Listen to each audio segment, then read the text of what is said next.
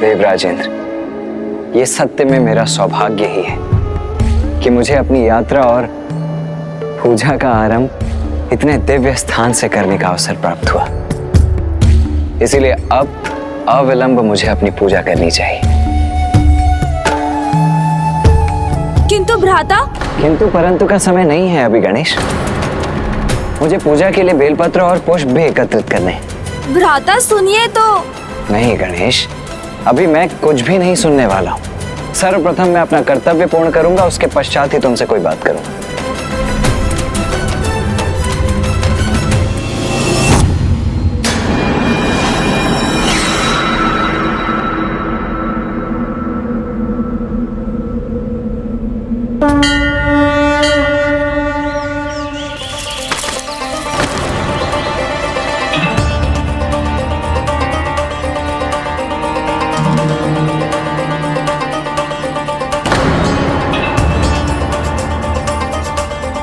ये पुष्प कहाँ चले गए?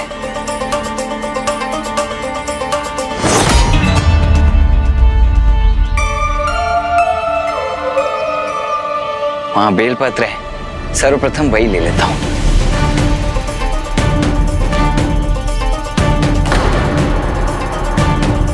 बेलपत्र भी अदृश्य हो गए। ये कौन है? कहीं कोई असुर तो नहीं है?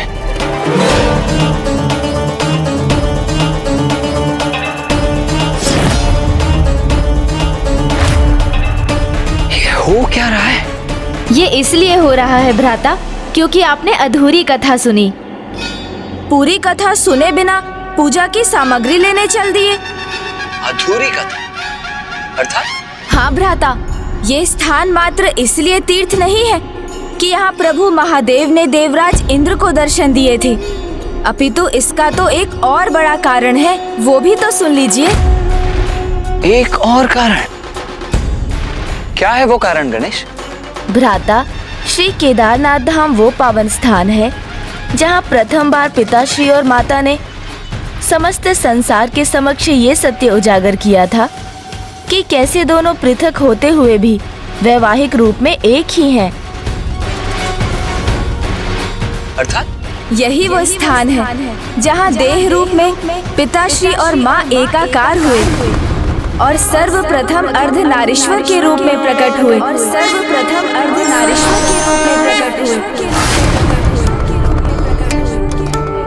प्रणाम प्रभु।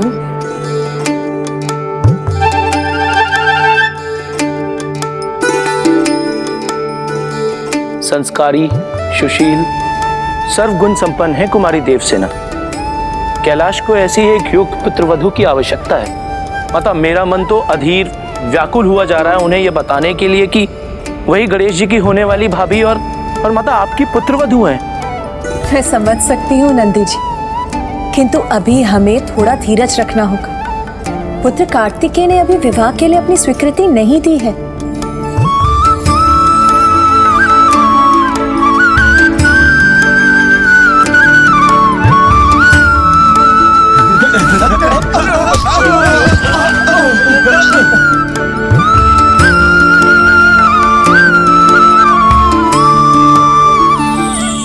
प्रणाम माता। माता, मैंने अवश्य ही कोई महान पुण्य किए होंगे जो आपकी और जगत पिता महादेव की छत्र छाया में सुरक्षित रहने का अवसर प्राप्त हुआ। ये मेरा परम सौभाग्य है जो मुझे आपका स्नेह प्राप्त करने का अवसर मिला माँ। अरे अब तो तेलात्मी तत्लताया और माता का आशीर्वाद आप पर सदैव रहेगा। तोतला जी, क्या क्या कह रहे हैं ये गण? अच्छा है कि तोतला जी को समझना बिल्कुल भी सरल नहीं। माता, ये क्या बोल रहे हैं और सभी मुझे इतनी उत्सुकता से क्यों देख रहे हैं? पुत्री, इनके कहने का अर्थ है कि कैलाश की छत्र छाया और मेरा स्नेह सदा तुम्हें प्राप्त होगा।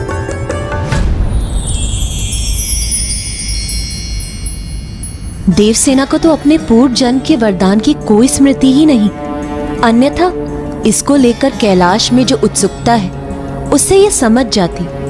हम इसे अपने होने वाली पुत्र वधू के रूप में देख रहे हैं, किंतु इसके मन में भी कार्तिकेय के भांति विवाह को लेकर कहीं अनिच्छा तो नहीं? माता, मैं आपकी कुछ सहायता करूं?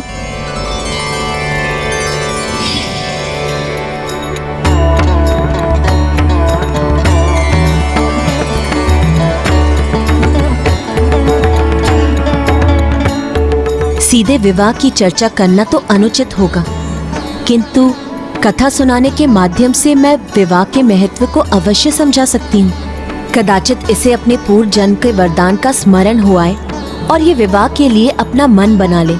तब तक गणेश भी अपने भ्राता को मना लेगा। अब भ्राता को कैसे समझाऊं कि विवाह एक समझौता नहीं, बंधन नहीं, अपितु दायित्वों भरा मर्यादित जीवन की ओर बढ़ा एक पग है। विवाह स्त्री और पुरुष दोनों को सुख विकास प्रदान करता है, जिसमें एक दूसरे के लिए अपार प्रेम, निस्वार्थ त्याग जैसे अनेक भाव समाहित होते हैं। जिस प्रकार एक पुष्प सुगंध से मिलकर ही पूर्ण होता है, उसी प्रकार स्त्री और पुरुष एकाकार होकर पूर्ण हो जाते हैं। इसलिए जब भ्राता पिताश्री और माँ के अर्धनारीश्वर रूप की महिमा सुनेंगे तो उनके एकात्म के महत्व को समझकर विवाह के लिए अवश्य तैयार हो जाएंगे।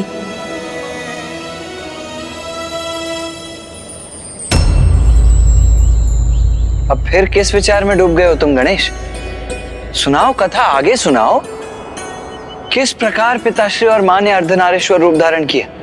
अवश्य सुनाऊंगा भ्राता, किंतु सर्वप्रथम आपको मेरे एक प्रश्न का उत्तर देना होगा।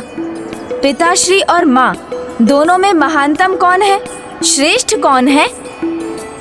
माता, इस प्रश्न का उत्तर भला कोई कैसे दे सकता है? स्त्री और पुरुष एक ही तत्व के दो रूप हैं। इसीलिए एक ही तत्व के दो भागों में कौन श्रेष्ठ है, ये भला कोई कैसे कह सकता है? पिताश्री और माँ दोनों श्रेष्ठता के चरम हैं गणेश। तुम मुझे शब्दों में उलझा रहे हो। नहीं भ्राता, इस प्रश्न का अर्धनारीश्वर की कथा से विशेष जुड़ाव है, क्योंकि अर्धनारीश्वर की कथा का ऐसे एक भक्त से संबंध है जो प्रभु महादेव को ही श्रेष्ठतम माना करता था। और उस भक्त का नाम था ऋषि भृंगी।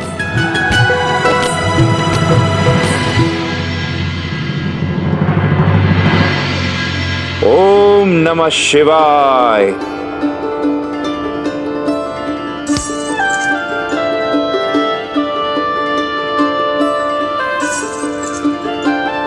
ओम नमः शिवाय। ओम नमः शिवाय। प्रभु महादेव की पूजा में लीन ऋषि भृंगी ने केदार धाम को अपना निवास बना लिया।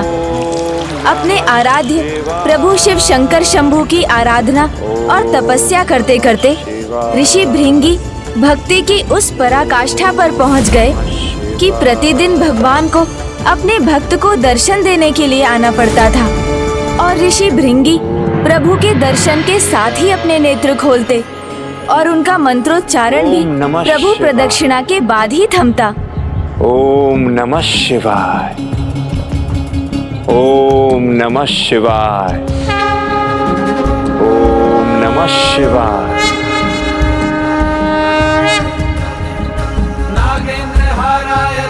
ओम नमः शिवाय।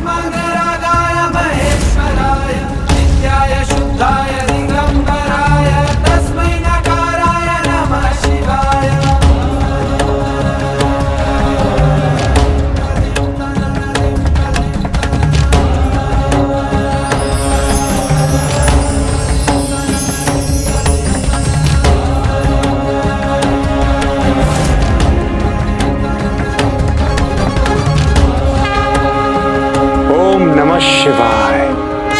ऐसा कौन सा भक्त जिसे स्वामी स्वयं प्रतिदिन दर्शन देने जाते हैं? मुझे यह ज्ञात करने की उत्सुकता हुई तो एक दिन मैं भी प्रभु के साथ केदारनाथ गई।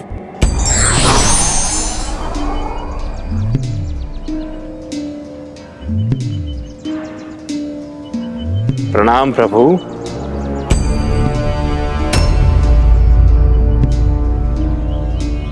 ओम नमः शिवाय।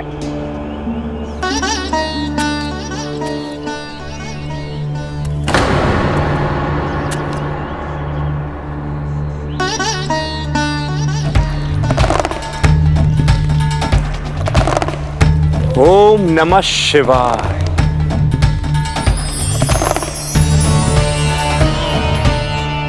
हे प्रभु,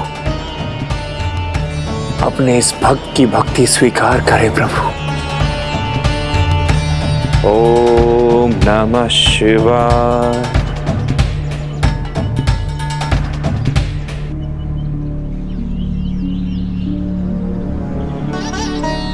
ओम नमः शिवाय।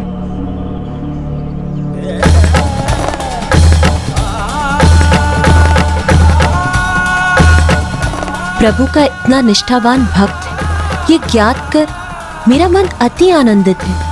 किंतु क्या इसे ज्ञात नहीं कि प्रभु और मैं तो अनभिन्न है। ऋषि भृंगी ने ओम नमः अपनी संपूर्ण शिवाय। निष्ठा और भक्ति प्रभु महादेव पर उड़ेल दी और माता को सर्वथा अनदेखा कर दिया। माता, आपके सामने होने पर भी वो आपको क्यों नहीं देख सके? मैं भी बहुत चकित थी, तो इसीलिए दूसरे दिन भी मैं प्रभु के साथ गई और प्रभु के और भी निकट स्थित रही। माता को लगा था ऐसा करने से ऋषि भृंगी उनकी भी प्रदक्षिणा करने पर विवश हो जाएंगे, किंतु एक विचित्र हट था ऋषिवर का। ओम नमः शिवाय।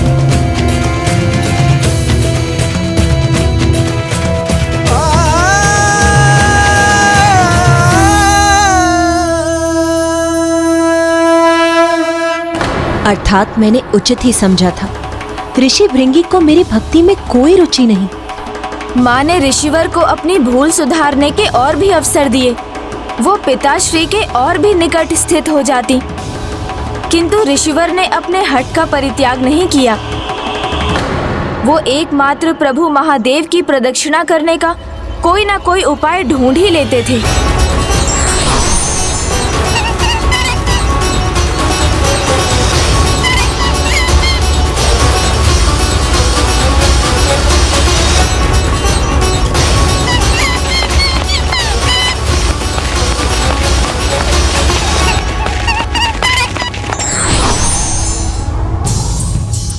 ओम नमः शिवाय।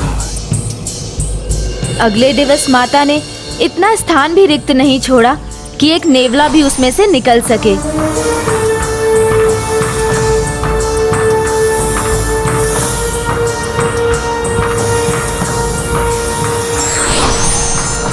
ओम नमः शिवाय।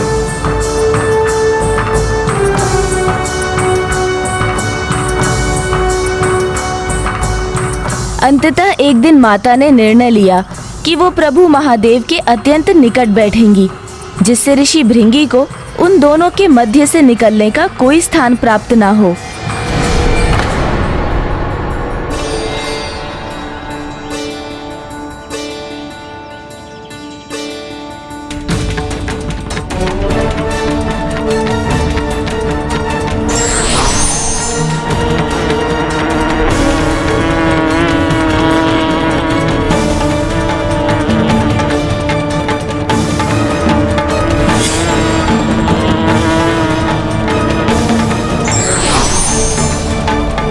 प्रभु भक्ति का ये अर्थ नहीं कि भक्त उनके अर्ध भाग को ही स्वीकार करे।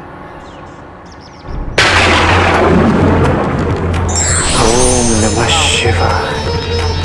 ओम नमः शिवाय।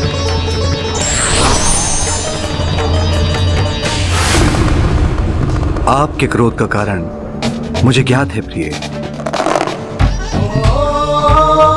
कभी कभी भक्त अपने आराध्य की भक्ति में इतने लीन हो जाते हैं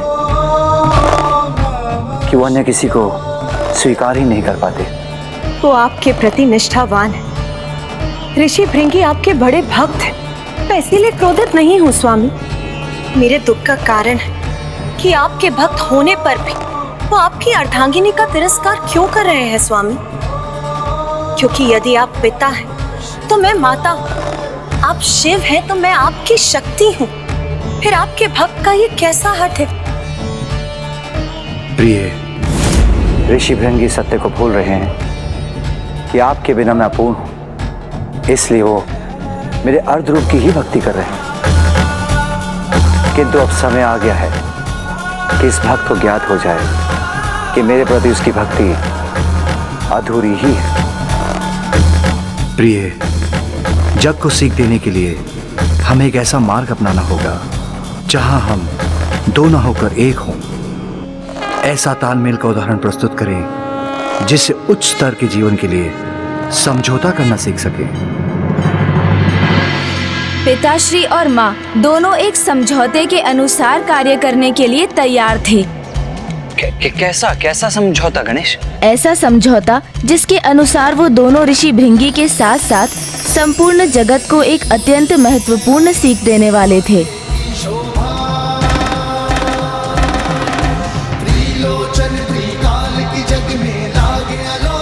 ओम नमः शिवाय। ओम नमः शिवाय। प्रभु,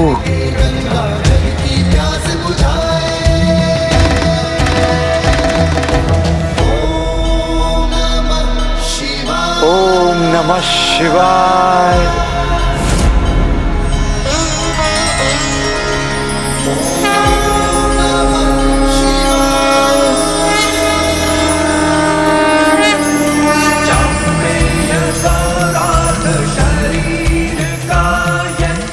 माँ और पिताश्री ने अपने अर्ध तनों का त्याग किया और संसार को प्रथम बार अपने अर्ध नारीश्वर स्वरूप का दर्शन दिया। ओम नमः शिवाय।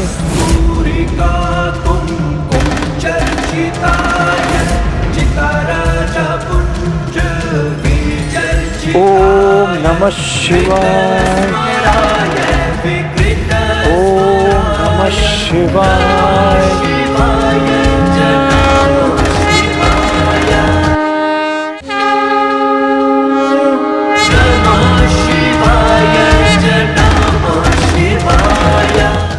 कितना अपूर्व दिव्य दृश्य रहा होगा ना गणेश। माँ और पिताश्री के इस रूप के दर्शन प्राप्त करने का सौभाग्य तो मैं भी प्राप्त करना चाहूंगा। दर्शन ही क्यों भ्राता, आप स्वयं भी विवाह के पश्चात ऐसे बन सकते हैं। मेरा अर्थ है, यदि आप जीवन साझा करें तो किसी के साथ रहना वो तो अच्छा होता है ना। हम भले ही कितने ही सामर्थ्यवान क्यों ना हो, किंतु कभी कभी किसी और का हमारे जीवन में होना हमें और भी आगे जाने के लिए उत्साहित करता है, हमें निखार कर हमारे श्रेष्ठतम स्वरूप को बाहर लाता है। जैसे माँ और पिताश्री का ये महान महिमामयी अर्ध नारीश्वर स्वरूप। जैसे मोती धागे के साथ मिलकर माला बनते हैं और पूर्ण आकार लेते हैं, वैसे ही एक पति और पत्नी एक दूसरे के साथ एकीकार होकर एक दूसरे से अभिन्न हो जाते हैं। इसलिए ऐसा दृढ़ और अटूट संबंध स्थापित करते हैं जो एकमात्र विवाह में ही स्थापित हो सकता है। फिर तो श्री अर्धनारीश्वर के रूप के दर्शन पाकर ऋषि भृंगी भी समझ गए होंगे कि पति पत्नी एक दूसरे से विलग होकर भी एक दूसरे के भाग होते। नहीं भ्राता, ऋषि भृंगी तो अभी भी ये समझने में असमर्थ थे, क्योंकि उनका अर्थ ज्ञान और उनका हट अभी भी उन पर हावी था। प्रभु और माता के दिव्य अर्ध नारीश्वर स्वरूप के दर्शन पाकर भी ऋषि भृंगी ने माता को देखकर भी अनदेखा ही किया और मात्र पिताश्री की प्रदक्षिणा करने के लिए एक मूषक का रूप धारण कर वो उन दोनों के मध्य कुतरकर मार्ग बनाने वाले थे। शिवाय।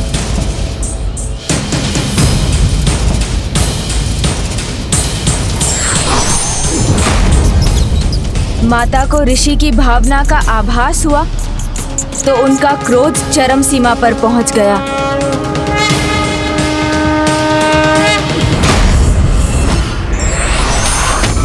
देखिए।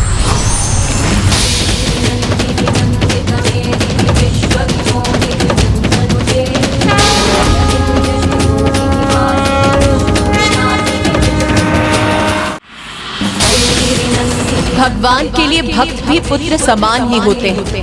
इसलिए यदि पुत्र कोई भूल करता है तो उसे सुधारना भी भगवान का ही कार्य होता है। उसी प्रकार भक्त की अज्ञानता को दूर कर उसे उचित मार्ग पर लाना भी भगवान का ही कार्य है। अब आपको समझाने का एक ही उपाय है, इसीलिए अब मैं तुम्हें श्राप देती हूँ। तुम्हें अपने आराध्य के पुरुष तत्व में ही आस्था है ना? तुम्हारे तन से तुम्हारा रक्त, तुम्हारी मांसपेशियां जो तुम्हारे स्त्री तत्व से उत्पन्न हुई हैं, वो इसी क्षण लुप्त हो जाएं, जिससे तुम्हें तुम्हारे आराध्य की पूर्णता का आभास हो सके। माता,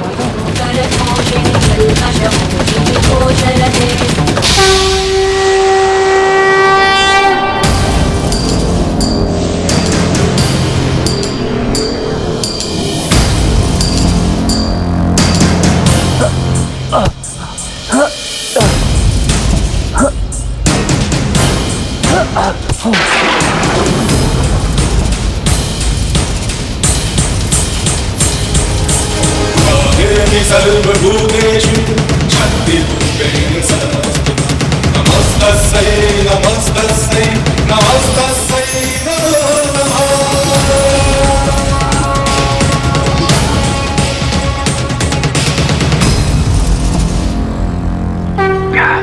क्षमा करें माता, मैं पूर्व में नहीं समझ पाया कि आप दोनों एक दूसरे के बिना अपूर्ण है माता। शक्ति के बिना शिव नहीं और शिव के बिना शक्ति है। मुझसे बहुत बड़ी भूल हुई है, इसके लिए मुझे क्षमा करें माता। हम ही नहीं, इस सृष्टि के सभी के भीतर पुरुष और स्त्री तत्व दोनों एक दूसरे के पूरक है। और जब विवाह उपरांत स्त्री और पुरुष एक साथ आते हैं तो पति पत्नी के रूप में अर्धनारीश्वर जागृत होता है और वो एक दूसरे से अभिन्न हो जाते हैं। इसमें दाहिने हाथ पर पुरुष और बाईने हाथ पर स्त्री तत्व होता है, जिसमें से एक का भी ना होना उन्हें अपूर्ण कर देता है। अज्ञानतावश आपके इस भक्त से बहुत बड़ी भूल हुई है। मैं आपको नहीं, अपने आराध्य प्रभु महादेव के अर्धभाग को अपमानित करने का अपराध किया है माता। क्षमा करे माता, क्षमा करे माता, क्षमा करे।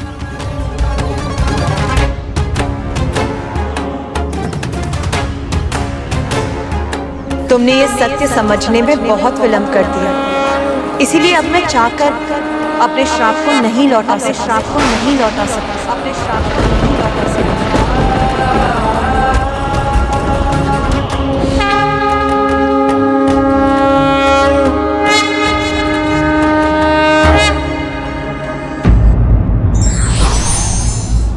हठी व्यक्ति अपने हठ में सत्य को नहीं देख पाता और इस कारण उसे दुष्परिणाम भुगतना पड़ता है।